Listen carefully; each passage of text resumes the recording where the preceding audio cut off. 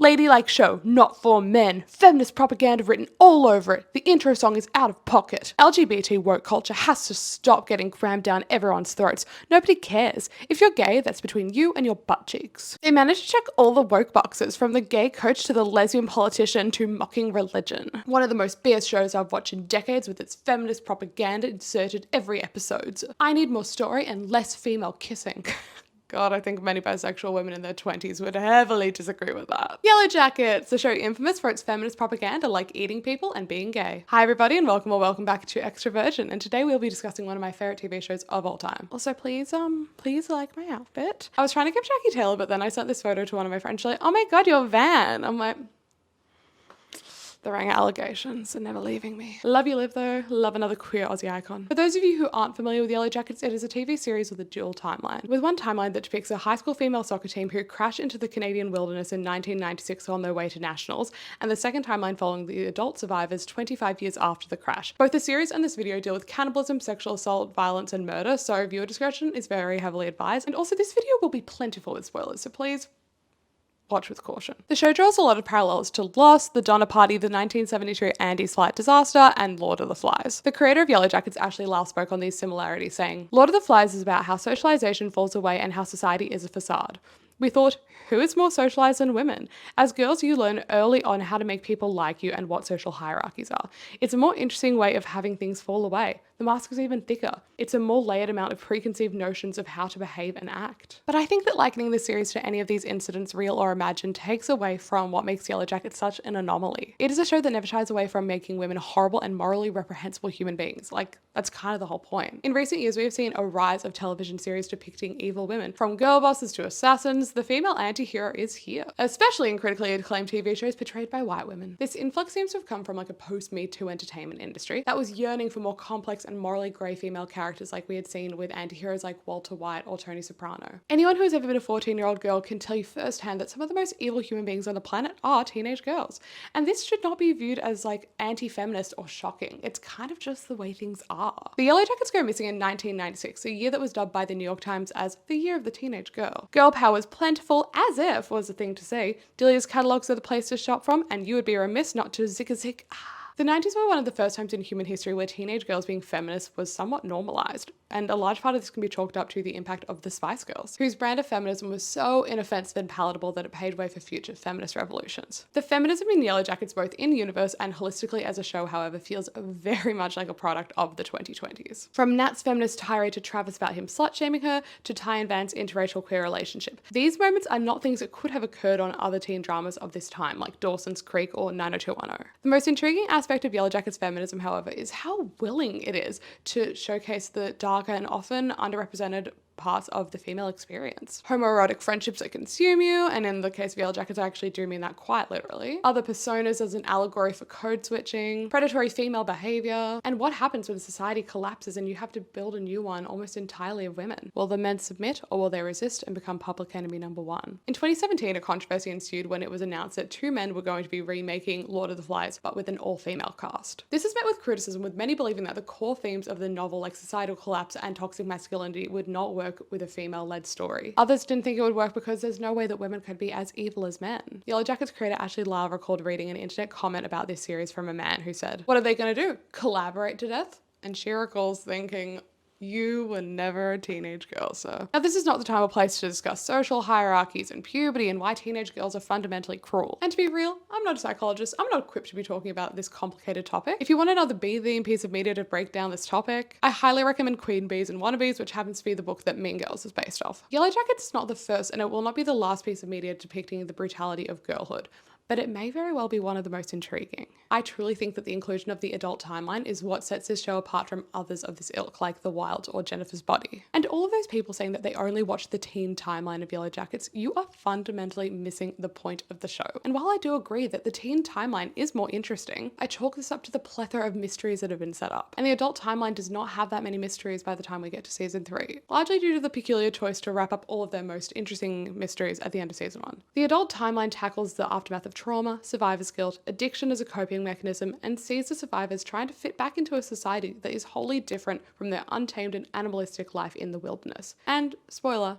The wilderness never really left them. And whether or not the wilderness is supernatural, we will be getting into later on this video, I promise you that. It is a metaphor for the darker parts of their femininity. And yes, I do say femininity and not humanity. Because while the men are in a similar circumstance in the show, their journeys could not be more different from that of the Yellowjackets. The men in the wilderness are victims of female rage and are largely overhated and misunderstood by the fandom. So let me get into this very reluctant defense of the male characters. Travis is frequently at the bottom of Yellowjackets fan character rankings and gets absolutely dogpiled on by the fandom, and I think that the Travis hate says a lot about how society views male victims. Travis is the eldest son of the coach of the Yellowjackets. His dad is the first person to die in the wilderness as he falls out of the plane while assisting Jackie and Shauna putting their air masks on. Travis also has a little brother who initially survived the crash but was sacrificed at the end of season 2. For additional context, the pilot makes it very clear that Travis's parents do not have a good relationship from this one moment, and Travis even calls his dad a dick during the aftermath of the crash, evidencing their fraught relationship. Travis is the first character in the show to lose someone, and I think that it gets ignored far too often, both in the show and by the fans. I think the way that the fandom views Travis is akin to this moment from season 1. Who died and made him king of snacks? His dad, Lottie.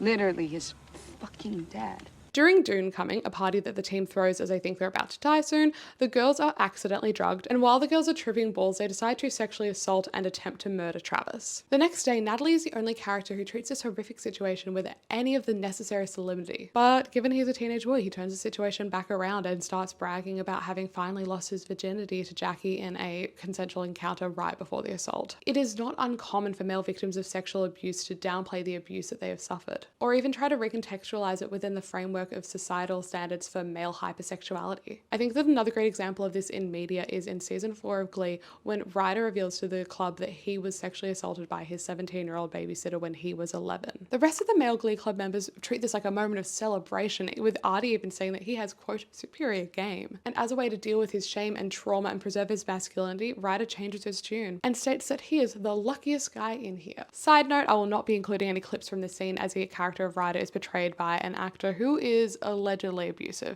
so I do not think that any of us should have to see that sick fox face. The overarching reason that the fandom doesn't like Travis stems down to a couple of misogynistic remarks that he makes in season 1. And while I'm not excusing this, I hate misogynists just as much as a next mouthy feminist. I do think that context, as well as the time period that this show is set in, is important. Like, I would be shocked if a 15-year-old boy in the 90s didn't have at least some outdated and misogynistic worldviews. I don't expect him to be a man written by a woman, and nor do I want him to be. He is a young boy, younger than almost every girl on the team, and he very quickly learns and changes from his past mistakes. By season 3, he is one of the girls with no real gender divide. He has learnt from the women around him and thereby become a better person. To me, that is a much more interesting story than a teenage boy who's already very well educated and knowledgeable about second wave and intersectional feminism. However, I have seen the tide turning with Travis haters this season, I think largely because of this scene of him holding a duck, but also due to the abuse that he is facing under Lottie's tutelage. But I have to say, how come it took him holding a duck for the fandom to sympathize with him in any way? He was near gang raped and murdered in the first season, and yet the fandom still largely hated him just because of a few shitty things that he said. Yet again, I'm not excusing that behavior, but I just think that male sexual assault in media gets glossed over far too often, especially if the male character has unlikable qualities. I believe Travis is proof that the myth of the perfect victim is still alive and well when we discuss male victims. Also, Travis confirmed Jackie Shauna. So he's the real MVP here. And now it's time for me to defend another man. Assistant Coach Ben Scott might be my favorite character on the show, and believe me, I hate saying that just as much as you hate hearing it. Ben is an overhated character in the fandom and by the characters of the show. And I think that his arc is one of the most compelling in the series. Let me give you some quick Ben context for those of you who are unfamiliar with this icon. He is the assistant coach of the Yellowjackets, a closeted gay man. He gets one of his legs chopped off after the crash, and he is the only adult figure in the wilderness with a group of teenage girls. Right after the crash, Ben is still seen as an authority figure, but the longer that they are in the wilderness and away from civilization, the girls are less inclined to honor traditional social hierarchies. They gradually stop asking for his opinion and stop thinking of him as someone to answer to.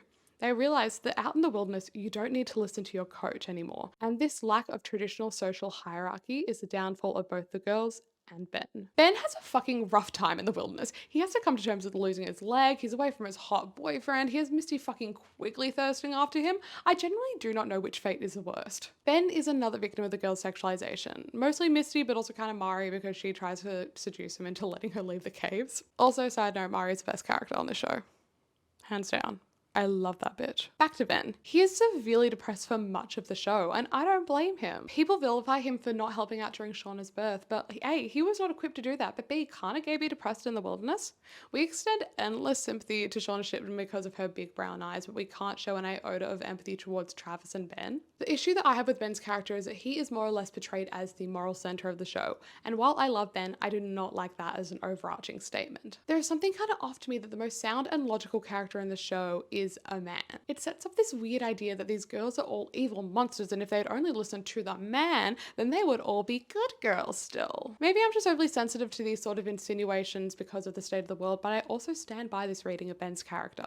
Now it is time to defend my best friend, the woman that I am dressed up as today, the one, the only, Jackie Taylor, everybody. Jackie is coded in a very particular way in the show to give the audience the impression that she is the stereotypical queen bee. I mean, she's pretty, popular, has a boyfriend who is the ultimate status symbol, clearly comes from money, is team captain, and even has a homoerotic friendship with her best friend. All the trappings of hegemonic heteronormative femininity. However, Jackie is not a mean girl, and I think that this gets misconstrued by the characters on the show. In the pilot, Jackie is the one to put a stop to Shauna and Ty's fight, and instigates a really illuminating scene where each character has to say something nice about the others. She is consistently the only character nice to Misty, even doing her makeup for Doomcoming and reacting with kindness when Misty asks the seance gods if the guy that she likes her back. Now, what are some of her alleged mean moments? I'm sure that Van would say not saving her from the plane, but was Van even aware that both Shauna and Jackie were loopy on Valium at the time? Jackie was faced with a real-life trolley problem dilemma. She saved herself and the friend that she could save. 2 people alive is better than 3 dead. And while I do not begrudge Van for being angry, I do perhaps think it was a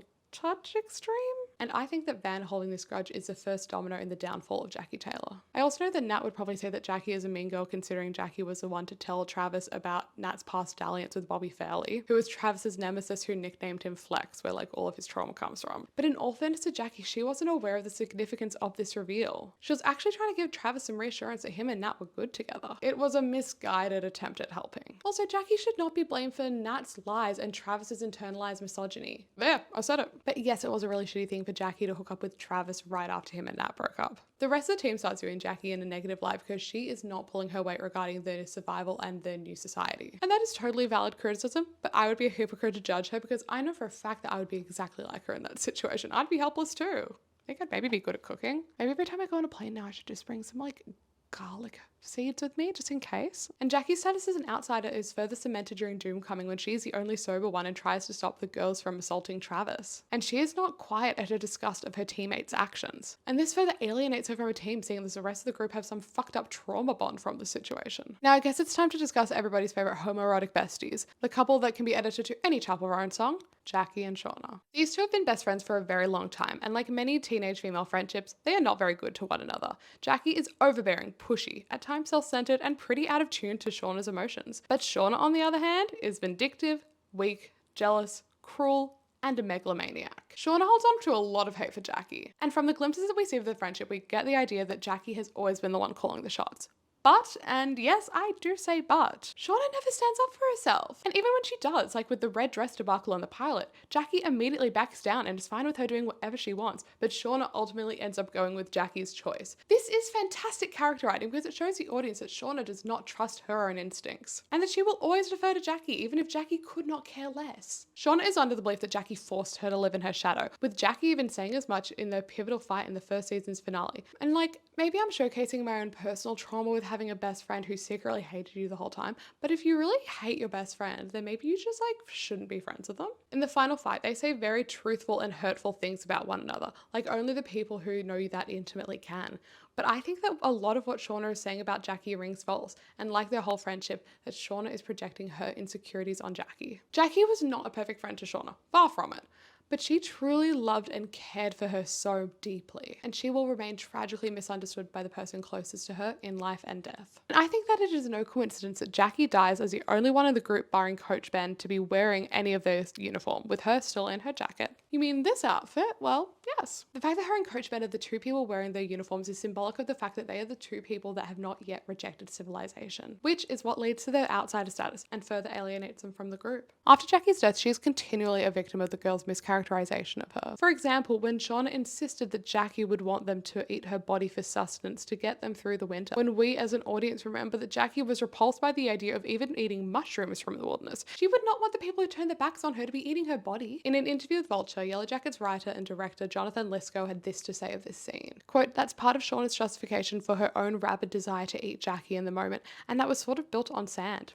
End quote. I think that much like a queen in an actual Yellowjacket colony, Jackie as a queen bee was crucial to the group's survival, and the colony that she founded will eventually die out as the worker wasps who depended on her cannot continue this cycle. It is an eventual downfall, much like what we are seeing with the survivors in the adult timeline. It is also important to note that Yellowjackets can actually kill their queen bee in order to make room for a new one. In winter, they cluster around the queen and they vibrate to keep her warm. When a new queen hatches, the first thing she does is sting all the other unborn queens to death. It's natural. It's simply what has to be done. Otherwise, they starve. Jackie Taylor will forever be the girl haunting the narrative, with her death being one of the most compelling aspects of the show. And speaking of haunting the narrative, I think that the aforementioned compliment scene is one of the most revealing things that the show has ever done, given that the compliments in the team building exercise foreshadows each of the girls' deaths or downfalls in some way. Taissa Turner, you have more fight in you than anyone I've ever known. I'm inspired by your determination. I might be reaching, but the idea of Taissa having more fight in her might be a reference to the fact that she actually has two ties in her, so she quite literally has more fight than anyone else because there's two people. Vanessa Palmer. Your smile makes me feel happy every time I see it. Van is almost eaten by a pack of wolves that tear her face open, leaving her teeth exposed and in need of stitching back up. Laura Lee, I truly admire your faith. Laura Lee's faith is what kills her. She has faith in herself and in God that she can fly this plane back to civilization, and it bursts into flames in the sky. Nat, I love that you don't care what anybody thinks. And you're so completely yourself. Nat trying to care about what other people think of her while she's queen in the third season wrecks her. She is not meant to pretend to be another person. She is meant to be herself. Lottie, you never talk shit unless someone really deserves it. Lottie does kind of talk shit, but just not in the way you'd think. Her hallucinations are proof of her shit-talking capabilities and have led to undeserving people's deaths. You're the only one who's always been there for me. You're the best friend I've ever had. You know that, right?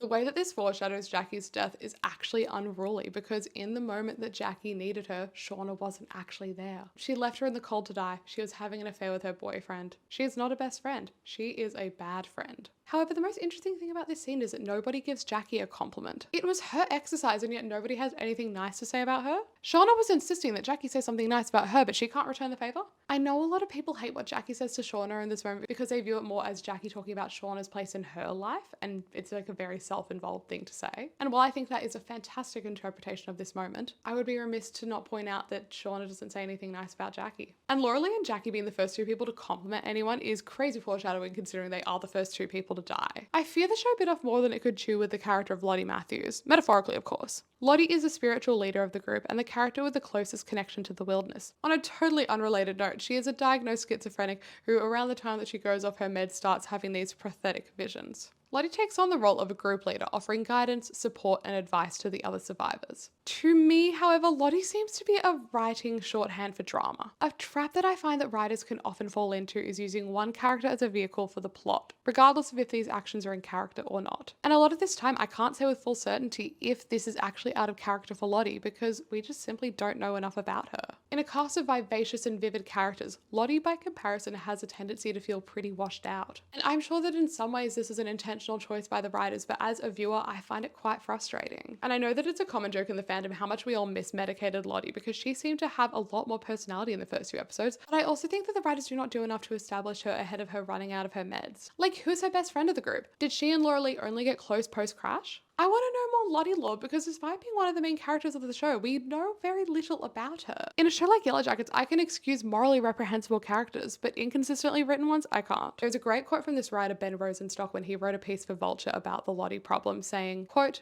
So much of Lottie's characterization is wrapped up in the central ambiguity of whether there's actually anything supernatural going on, which likely won't be answered with any real conclusiveness for some time. It's hard to define her or understand her as a character until that mystery is solved. She's hamstrung by the structure of the story and the necessity to obscure the full truth in both timelines. I also find it baffling that the writers introduced her in such a dramatic way in the season 1 finale, only for her to be dead halfway through season 3 without much fanfare. She was so underutilized as a character, with her death serving no real significant purpose in the story outside of shock value. And when you look at the survivor pool, does anything stick out to you? And how about we take a look at the extra jackets, the less significant characters in the wilderness? Yellowjackets has a problem with race, with the majority of the characters of color being sidelined or being killed in cruel and dismissive deaths. Maria Barra has been a hot topic of conversation since the season 3 finale. Many fans have come online to express their disappointment in the treatment of her death, in particular Shauna Shipman scalping and wearing her hair, which is an unthinkably cruel and demoralizing act given how significant hair is to so many Indigenous women. There were always racialized undertones of Shauna's treatment of Mari, and I will die on this hill. And while I do think it's great storytelling of Mari being the reason for their rescue, from her being the decoy to the one who fell in the pit, saying she thought she was going to die down there, to the dripping of the walls in season 2. But I hate that from what we've seen, that only 3 people of color get rescued from the wilderness. Mari was a sacrifice for the rest of the characters to have a chance at rescue, but the majority of the characters that got rescued were white. Mari literally died to save majority white women. In the teen timeline, Harvey was sacrificed to the wilderness. Kristen died and like nobody gave a shit. In the adult timeline, Travis died without us getting to explore his character at all post-rescue.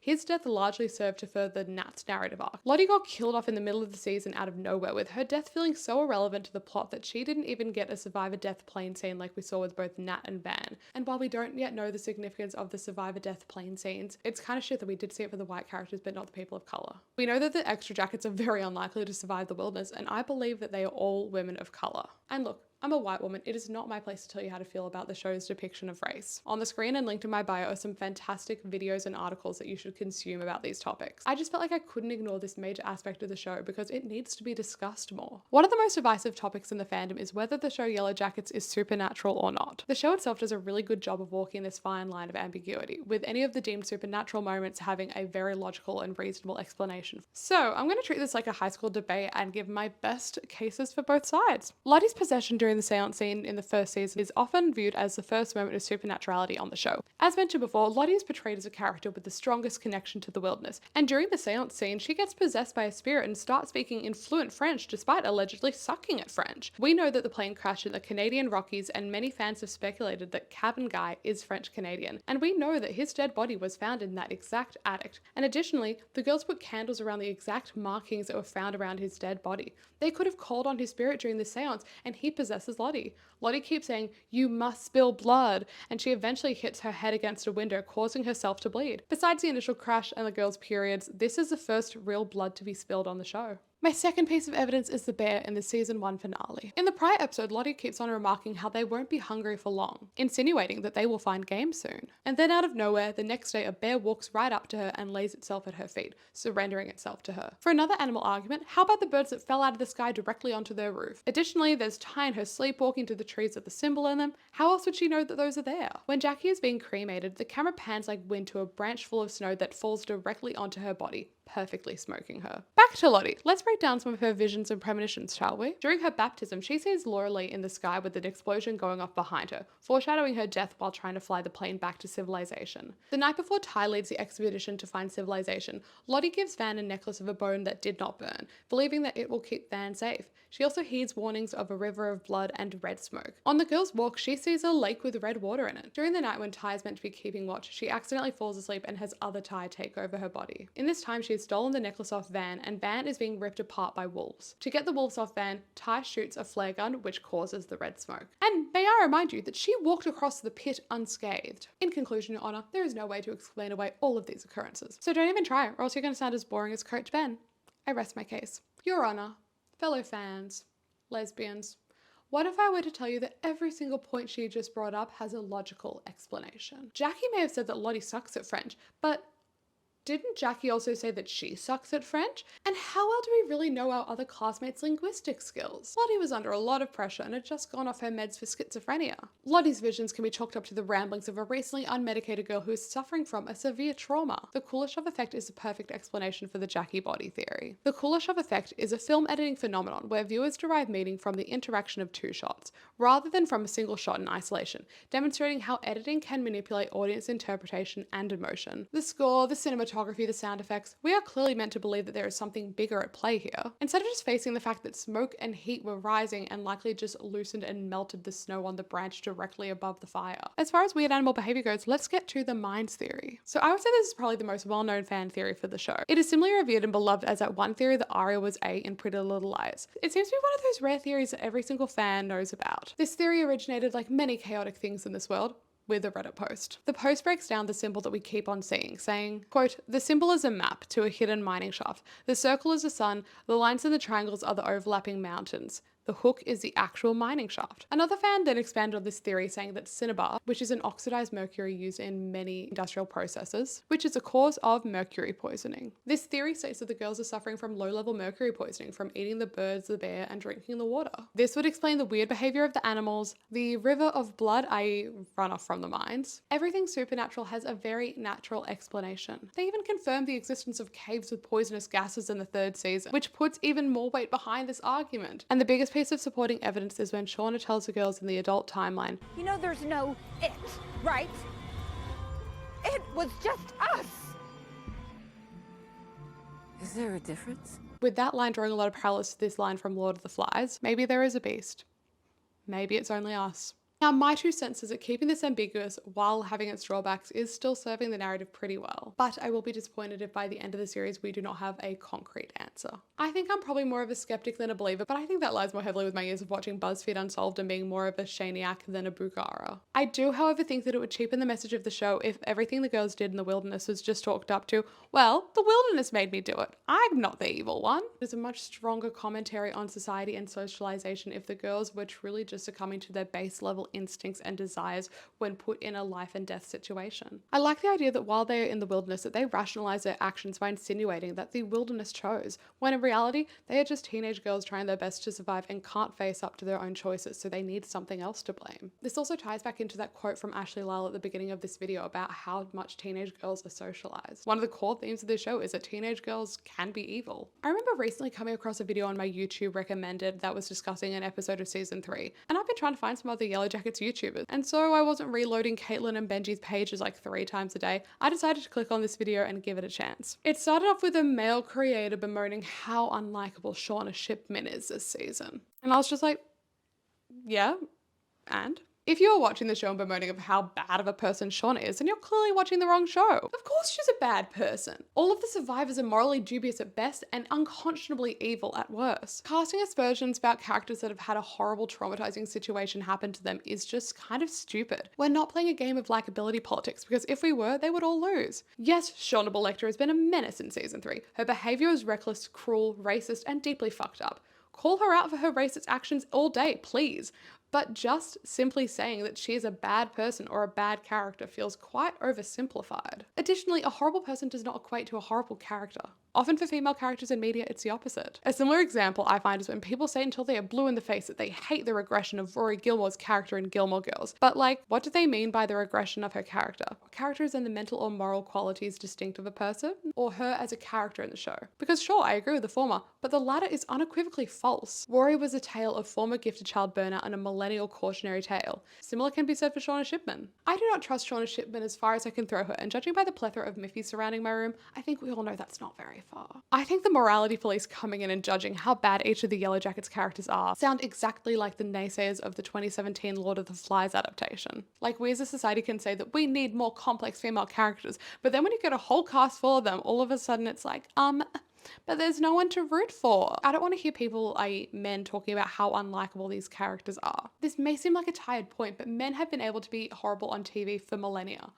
And God forbid a woman has hobbies. Also, this is in no way me justifying or excusing or validating any of their behaviors. Like, I just think that blanket statements like they're evil and unlikable are kind of dumb compared to more intelligent and considered discourse like Shauna's racist actions. Yellowjackets is a frustratingly imperfect show. On the one hand, it is a poignant exploration of grief, girlhood, and trauma. But on the other hand, moments like Other Tie feel like the show striving to be really intellectual like Twin Peaks, but failing and coming off more like Riverdale. Characters like Nat and Mari and Akila will remain in my hearts for many years to come. The casting and the performances remain unparalleled. I love how the show will always favour a thought out plot over a shocking twist, as opposed to other similar mystery shows like Pretty Little Liars or Lost. The creators aren't trying to outsmart their audience. They're trying to tell a good story. I'm so hopeful that we will get a season 4 so that we can explore some of these themes further, see the girls' reassimilation into society, and hopefully finally understand what Jackie meant by this. Someone's trying to hurt you, Shauna, for what you did.